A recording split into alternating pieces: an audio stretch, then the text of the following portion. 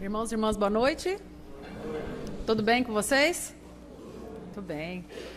Nós daremos continuidade ao estudo que nós fizemos em setembro, né? Já estamos em outubro, e que trata de uma das passagens de Jesus, quando ele se encontra com o moço rico.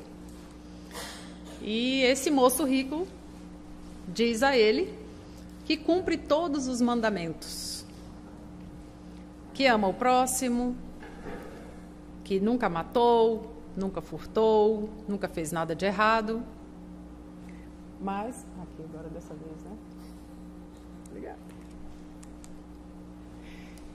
E Jesus diz a ele: então vá, vende tudo que tens e segue-me. O moço então se entristeceu, porque tinha muitos afazeres ou se sentia importante naquele papel. Mas é claro que, analisando um pouco mais profundamente, Jesus queria alertá-lo para o fato de que, se ele achava que cumpria todos os mandamentos, aqueles mandamentos não eram suficientes. Mas então, quais são esses mandamentos que nós temos que cumprir? Será que a vida é tão complexa assim, que todas as leis e informações que nós temos até hoje não são suficientes para seguirmos os passos de Jesus? Vamos estudar um pouquinho que a gente vai entender. E aí eu chamo esse assunto de viver com qualidade, porque justamente, não sei se os irmãos se lembram da última palestra que fizemos, nós paramos exatamente na questão da qualidade de vida, que é algo que nós precisamos entender bastante hoje, e provavelmente deva haver aqui no auditório algum pesquisador aí de qualidade de vida, né? Os profissionais de saúde gostam desse tema. Bem, viver, para começar, né? Precisamos entender o que é esse viver, porque vida é diferente de viver, e nós vamos compreender isso. O que é exatamente essa qualidade de vida? Que fatores interferem na minha qualidade de vida? Se é possível viver sem qualidade? Morre cedo, mas é. Se às vezes essa qualidade de vida é verbalizada ou não, quais são esses domínios dentro da qualidade de vida que dependem de mim e aqueles que dependem de outras pessoas, e se é possível influenciar na qualidade de vida de outros. Bom, vamos pedir ajuda então ao dicionário, né? Um pouco de hermenêutica para a gente entender, porque às vezes a gente fala, eu vivo bem, a minha vida é boa, mas um paciente que está na UTI também está com vida, não é verdade? Então, quando a gente fala em vida, existem diversos níveis, diversos fatores, e às vezes nós precisamos parar para saber que tipo de vida nós estamos vivendo. Então, não vou me ater muito aqui, né? É um substantivo abstrato. Vida não existe sozinha. Ela é um estado. E para ser um estado, é preciso que alguém viva essa vida. Então, viver é algo ativo, né? E nem sempre se a gente falar metaforicamente, nem sempre não morrer é viver. Porque pode ser que estejamos vivendo uma vida que é quase uma morte, mas estamos ali, em vida, estamos respirando, né? Mas morrendo às vezes aos poucos.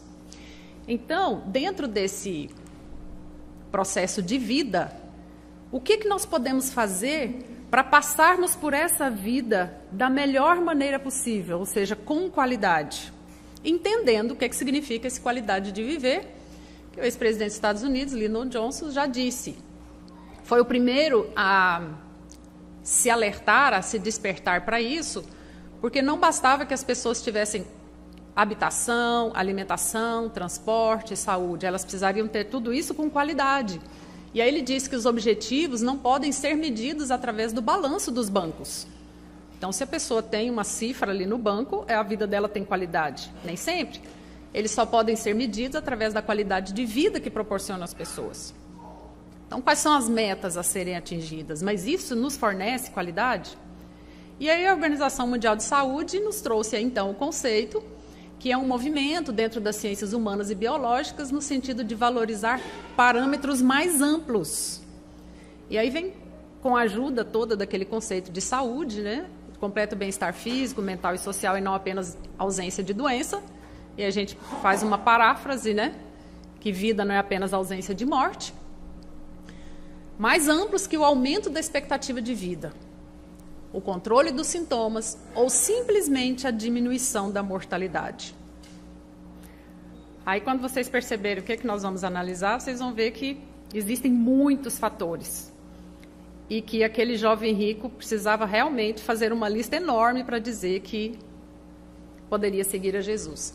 Aí existem, os irmãos podem pesquisar posteriormente, né, na internet ou nos livros, os vários instrumentos ou ferramentas que são utilizados para avaliar a qualidade de vida. Nós não vamos nos ater a isso, mas tem o QOL, que é uma tradução do inglês, né, World Health Organization, Quality of Life, que é a primeira abreviatura, o instrumento SF36 e uma escala que é a escala de Flanagan.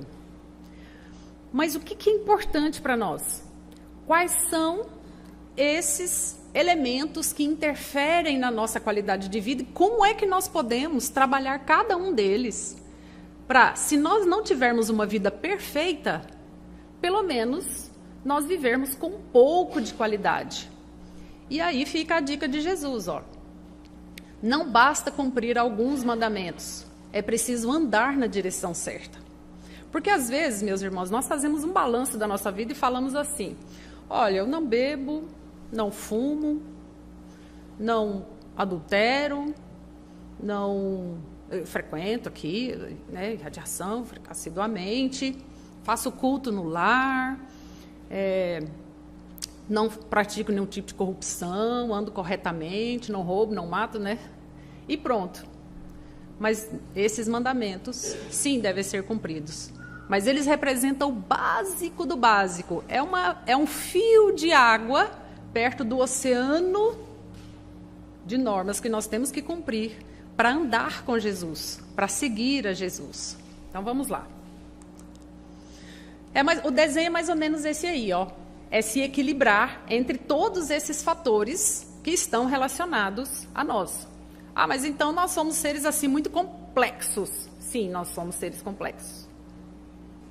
Organicamente, psicologicamente, né? Em termos de espiritualidade, nosso trabalho, a nossa educação interfere na nossa evolução, a saúde do nosso corpo, da nossa mente, a nossa saúde social, o ambiente em que nós vivemos também interfere, a nossa família, os amigos e até o lazer. Então, essa é a síntese de alguns fatores que interferem no nosso desenvolvimento. Talvez por isso nós precisamos ir e voltar tantas vezes, porque às vezes a gente desenvolve mais um do que o outro e vai deixando o outro para trás, né? Bom, muita calma, eu vou explicar, tá? São muitos, né? Mas são só 6.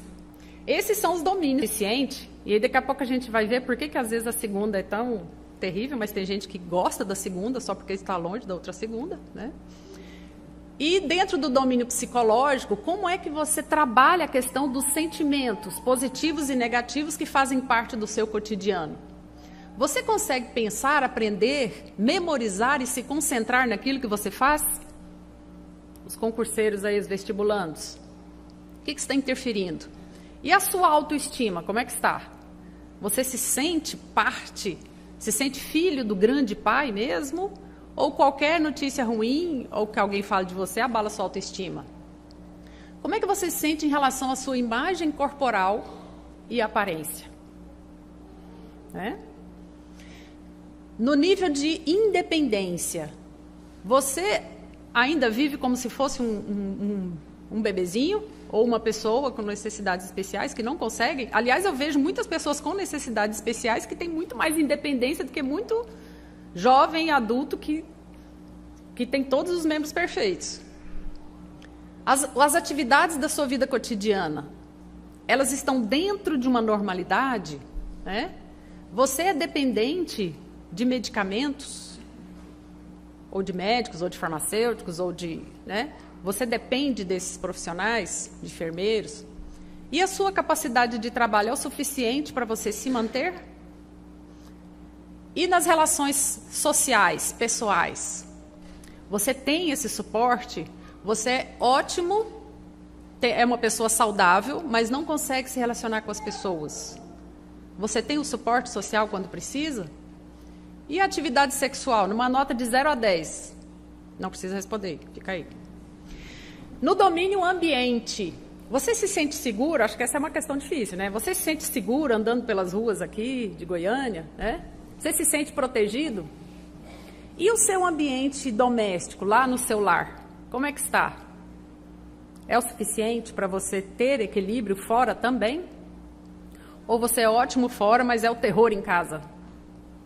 E os recursos financeiros? Não precisa responder, eu sei que todos estão bem, né? Cuidados de saúde e sociais. Será que você tem a disponibilidade para receber esses cuidados e quando você precisa, você recebe? Quando você precisa de algum conhecimento novo, lá o item 20, ó, você consegue as informações que precisa? E você tem tempo para lazer? Um mínimo de lazer. Até isso a gente precisa saber fazer para não ter dificuldade de acordar na segunda. E o ambiente físico onde você vive, onde você trabalha, está em equilíbrio? Né? Ou é muito poluído e a ponto de adoecer você e afetar o domínio físico? E o transporte? Olha só o transporte. Né? Transporte. Será que é melhor de carro, ou de ônibus, ou a pé, ou de bicicleta? Tem gente que anda preferindo andar de bicicleta. Aí a questão da subjetividade. Não me pergunte por que a Organização Mundial de Saúde colocou a espiritualidade no final, né? Mas deve ter se colocado 5, alguém falou, opa, tem uma coisa importante aí, falando, então vamos colocar mais um. A questão do suporte espiritual, que sem esse, todos os demais se abalam. Tudo bem, então? Podemos seguir em frente? Agora vamos complicar um pouquinho. Vamos lá. Dentro desse domínio, eu pergunto, olha lá, uma simples dor, uma dor de cabeça, é o suficiente para alterar todos aqueles 6 itens no seu dia a dia? Você verbaliza isso a ponto de alterar até mesmo o tônus vibracional do ambiente de trabalho, porque a sua dor é maior do que a dor de qualquer pessoa? Dentro do aspecto do conforto e da energia, você está sempre com fadiga, cansaço, sem força, sem atitude? Vai fazendo as contas. Ou tem sempre insônia, porque às vezes a insônia, às vezes a pessoa não tem insônia. O que acontece é que há estímulos demais fazendo com que a pessoa não consiga dormir. Não, vai para a cama, mas fica rolando na cama, porque não consegue desligar dos problemas. Então, a dica importante aí, identifique a causa, não fique tomando analgésicos.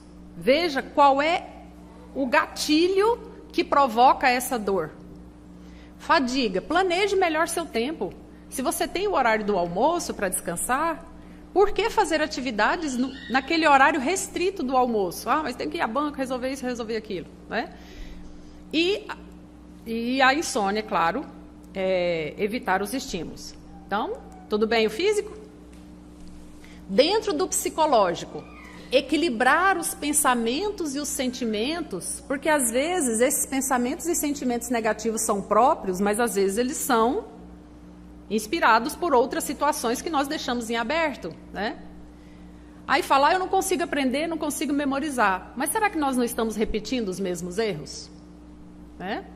Baixa autoestima, ela acontece só de vez em quando ou ela é sempre? Né?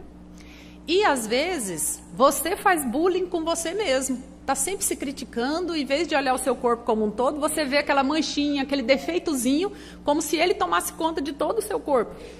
Me mostra alguém que não tem pelo menos uma falhazinha no corpo. Né? Todos nós temos uma, pelo menos. Então, às vezes, a autoestima cai por causa disso. Então, veja o lado bom da vida, das pessoas, e você não se preocupa tanto. Não consegue ler determinado estudo, não consegue aprender determinada disciplina ou determinado ofício, mude, pode ser que o seu talento seja para outra área, né? E uma boa receita para não ter baixa autoestima é parar de se comparar. Aí existe um erro às vezes, a pessoa se compara demais sempre com quem está muito abaixo do nível. Aí fala, agora eu estou ótimo, não preciso crescer mais. E existe o exagero também, que sempre se compara com alguém muito mais além e fala, eu nunca serei tão bom quanto fulano. Aí a autoestima fica abalada. Então, se compare você hoje com você ontem e veja se você está melhor do que ontem. Né? E em relação à imagem corporal negativa que você tem de você mesmo, pense, você é único. Não tem ninguém igual a você. E ninguém será igual a você. E o melhor antídoto contra sentimentos negativos se chama generosidade. Seja generoso e todos os pensamentos negativos vão para longe de você. E no nível de independência, às vezes, olha lá o item 9, você está sem mobilidade, mas isso é opcional. Você simplesmente opta por não se mover e fica 4 horas, às vezes, numa cadeira trabalhando. Então, você precisa fazer uma atividade para mudar isso, né? E também, você precisa saber lá no item 11, se aquilo que você tem é uma doença ou é uma consequência. Porque se for uma consequência, um processo de adoecimento como consequência, você terá que rever seus hábitos, seus costumes e mudá-los. Porque podem ser esses hábitos que estejam causando todo esse processo.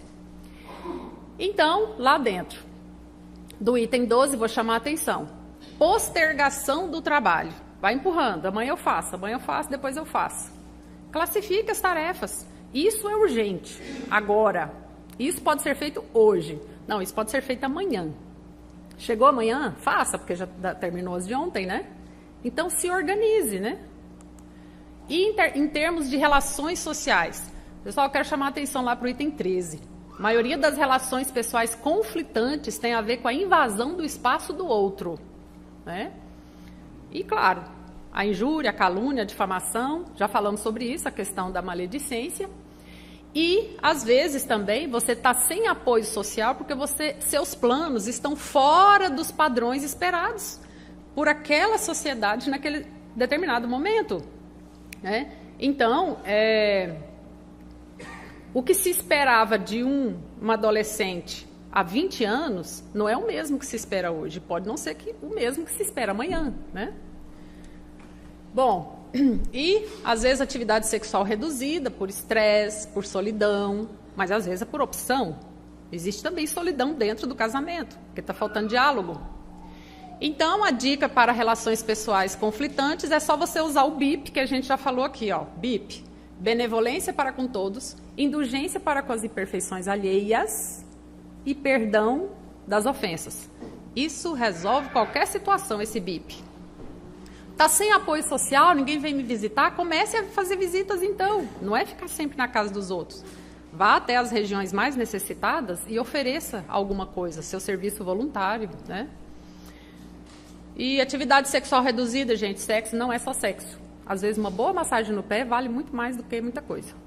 Né? Não é não? Não, não. Alguém rapou... Diz que não. Bom, então, a questão do ambiente. O ambiente é algo que precisa ser levado em consideração. Haja vista aí a questão da dengue, né? Do frio, do calor, do excesso de frio, do excesso de calor, e que provoca todo esse, às vezes, o nosso adoecimento do corpo, né? E o item 16 ali, os irmãos podem ver, é a questão da insegurança. A maioria dos nossos medos não tem fundamento. Nós precisamos diferenciar o que é medo do que é prudência. Tá? À medida que nós diferenciarmos, nós vamos perceber que nós podemos controlar muitas situações e não nos colocar em situações de perigo. Quando as regras são bem claras, no ambiente de trabalho, no ambiente escolar e em casa, dificilmente há infrações. Porque, às vezes, as regras estão só na mente da pessoa. Né? E aí quer que as pessoas adivinhem que tem aquela regra. Né? Regra de não deixar o chinelo virado, que são os mitos, né? Regra de não deixar a toalha molhada em cima da cama. Por isso que, às vezes, determinados casamentos, os primeiros anos, são terríveis, porque as regras não são claras. Olha, na minha casa eu aprendi que as regras são assim. Ah, na minha era diferente. Então, na nossa casa aqui, bom senso vai ditar, né? Então, às vezes, as regras precisam ser bem claras, Porque o outro infringiu e nem sabia que estava infringindo uma regra, né? Ali, então, vou chamar a atenção para o item 23, que é o transporte estressante. Invente ideias diferentes. Bom, os políticos estão aí para dar ideias diferentes, né, gente? E a questão do 22, ambiente físico poluído, ruidoso, muito quente, muito seco ou muito frio, adapte-se, né? Darwin já disse, essa questão da adaptação, ou põe um modificador, ou então, né? E não ficar verbalizando as queixas. Finalmente é a questão da espiritualidade, né, das crenças pessoais. Sem fé a gente nem sai de casa de manhã. Sem fé a gente nem levanta da cama. Aliás, sem fé a gente nem consegue dormir. É um ciclo vicioso. A fé é o que nos move, é o motor que nos levanta, né? Então acredite em alguma coisa. Então se eu seguir qualquer um, tá ótimo? Bom, é um pouquinho mais complexo. Vamos complicar de novo. Olha só. A falta de conforto, se você sente dor, isso vai interferir nas suas relações pessoais, na atividade sexual, nos sentimentos negativos, você acha que aquela dor é só sua, vai interferir na participação no lazer, não quer, estou com dor de cabeça hoje, não quero caminhar, né? Interfere na autoestima e interfere na mobilidade. As mulheres sabem muito disso aí, a questão só a TPM é o suficiente para deixar, às vezes, de mau humor, interferindo em todos os 6 elementos, né? E na capacidade de trabalho. Então, verifique onde é que é o núcleo do alvo. Qual item está atrapalhando os demais? Olha para isso, a questão da energia. Sem energia, você não tem nem paciência para conversar com as pessoas, para explicar nada, né? Interfere. Se você está sem energia, você fica imprudente, você dorme no volante, sofre um acidente, né? Interfere na espiritualidade, às vezes não consegue nem fazer uma oração, na sua imagem corporal, né? Pessoa sem energia, alguma coisa, acordou durante a noite, alguma coisa assim. Então, sono e repouso é essencial. Mas sono e repouso interferem na espiritualidade? Claro, tem tarefas lá em cima também que você precisa fazer. Então, durma bem, porque tem as de lá. Olha aí. Pensamentos e sentimentos negativos interferem ou não nas relações pessoais conflitantes? A pessoa sempre vê o lado ruim do outro, né? Faz críticas negativas e isso interfere no ambiente de trabalho, né? Pensamentos negativos provocam insônia. E olha lá também, no ambiente conflituoso do lar, pensamentos negativos, a pessoa está sempre levando uma imagem ruim de tudo o que acontece, né? E gosta de ver os programas mais terríveis, né? De tiro, de bala, se compraz nas notícias de violência, fica ali chafurdado na lama, né? Aconteceu isso, passa rápido e agora. A questão da imagem corporal, não consegue aprender. Às vezes o ambiente realmente atrapalha, né? E não descansou o suficiente. E a questão da imagem corporal negativa.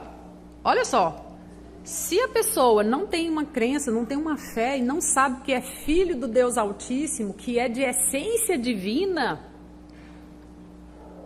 como que ela vai acreditar na própria beleza se ela não acredita que é filho de um Deus tão maravilhoso, tão poderoso, que é capaz de tudo? Olha, oração ajuda até a pele ficar melhor, o cabelo brilha, né? Experimente, né? Às vezes a pessoa não é tão bonita, mas como a autoestima está no lugar, a pessoa se arruma, né? Eu falo que é falta de caridade com o olho alheio sair por aí mal arrumado, então, né? A pessoa sai na rua de manhã, encontra com a coisa feia, desarrumada, é falta de caridade. Não sei o que diz isso, era Chico que dizia que é falta de caridade sair por aí desarrumado. Então se arrume, né? Dá um jeito. Tá com os lábios pálidos? Olha, batom, resolve, né? A pessoa é bege, né? Tem que passar um negócio. Não assusta as pessoas. E aí, dependendo da imagem corporal negativa, a pessoa fica dependente de médicos e farmacêuticos. Por quê? Tá sempre tentando resolver uma coisinha, consertar uma coisinha aqui, uma coisinha ali, mas na verdade o corpo não precisa de conserto nenhum. Tá aqui, Pitangui já alertava para isso. E aí, adora ficar doente para ser internado. Olha lá a confusão. Sem mobilidade, a dor aumenta. Quanto mais imóveis ficamos, mais dores nós temos.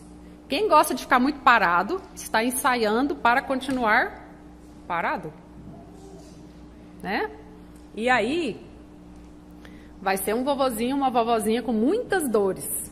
Dores na coluna, dores nas articulações, dores em todo o corpo. Então, mova-se.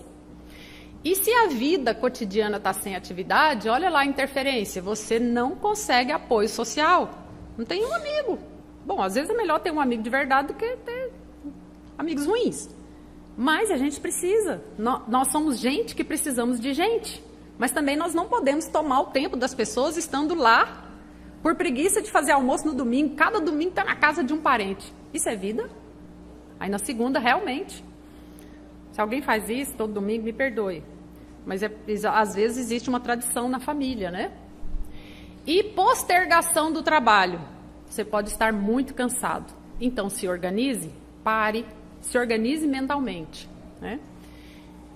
E olha lá, as relações pessoais conflitantes vão interferir na insônia, que você vai dormir preocupado, recebendo pensamento negativo de quem você perturbou, né? E esses pensamentos negativos vão repercutir no seu organismo, que é aquilo que a gente chama de somatização, e aí vai adoecer. Tem gente que tem gastrite logo depois que fala mal de alguém, aí põe a culpa no outro. Foi o outro que me causou a gastrite. Não, mas foi a pessoa que começou. Ó, ela fala assim, ainda culpa o outro pela doença própria, né? É como se estivesse punindo. E a imagem corporal fica negativa. Vamos lá, olha só a questão do ambiente, quanto interfere em tudo. No conforto, na energia.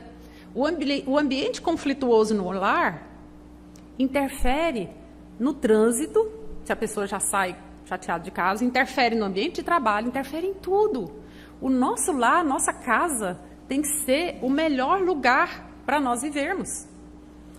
Fazendo a celebração de um casamento ontem, eu e meu esposo Emílio, eu disse, apesar do tempo ter mudado, e os hábitos e a cultura também, nós mulheres ainda somos responsáveis pela harmonia no lar.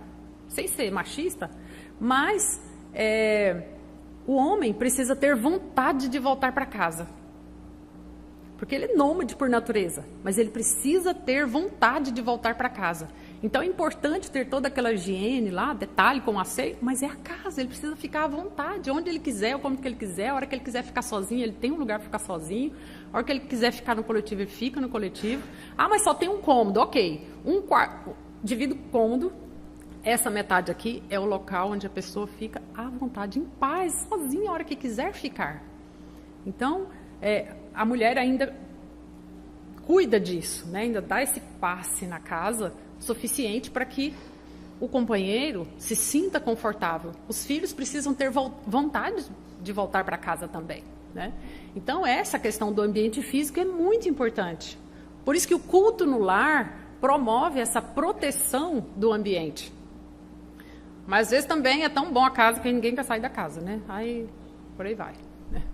Então, lá vai, ó, último. Sem crenças pessoais de suporte, a gente não consegue se relacionar, não consegue dormir bem, tem dores, né? Tem problemas físicos, tem problemas psicológicos, tem problemas de dependência, né? E às vezes a gente adoece por falta de fé. Não cresce por falta de fé. Mas eu tenho muita fé. Mas fé depende de oração. O que a gente faz? Coloca o H antes da palavra oração. Aí vira hora de ação. Apenas o contemplamento, a contemplação, não é suficiente. Após contemplar, meditar, agir, colocar a mão na massa, construir, né? É complicado mesmo, né, gente? Mas eu não vou detalhar, porque eu acho que vocês já entenderam um pouquinho, né? Aí o que você prefere, então? Olha só, pontos altos, pontos baixos. A vida é cheia de altos e baixos. Precisamos dominar tudo isso. É complexa. Mas se ela fica linha reta, tem um autor que diz isso, né? Ele associa o eletrocardiograma. A linha reta é morte. Então, que é o contrário de vida, se nós analisarmos assim friamente. Então, ó, dicas rápidas. Ame a sua família. A minha família é só Um Shih Tzu que eu pintei de cor de rosa, é a sua família.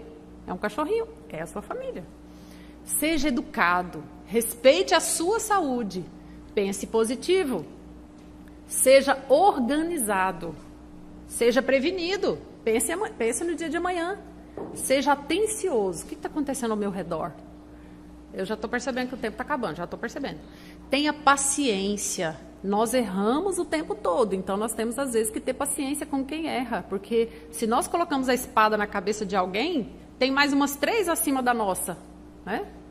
É difícil, mas falar sempre a verdade. Não é aquela franqueza dura, é a verdade. Cumpra sempre o combinado, seja uma pessoa de honra, uma pessoa de palavra, uma pessoa confiável, onde que as pessoas podem confiar. E aí, olha só, vocês conhecem esse quadrado de Kanigska? Ele é feito assim, ó, são esses símbolos redondos, né? E quando você retira um quarto, automaticamente se forma um quadrado. Aquele quadrado ali não existe. Mas se você coloca esses 4 círculos numa posição correta, forma-se um quadrado ali, olha. Então, se você fala assim, eu sou uma pessoa gentil, sou uma pessoa educada, né? Eu trato todos bem, né? Eu sou uma pessoa equilibrada. Um exemplo, se você usa sempre o com licença, o perdão, muito obrigado, por favor, são ações que você faz no cotidiano e que vão criar uma imagem de pessoa gentil, de pessoa educada. Então, de certa forma, às vezes nós não precisamos verbalizar tudo aquilo que acontece conosco. Mas as nossas atitudes é que vão fazer a nossa imagem perante aqueles que convivem conosco, perante o Pai também, né? Muita paz, que Jesus nos abençoe e que tenhamos uma qualidade de vida aí até o final desse ano. Muito obrigada.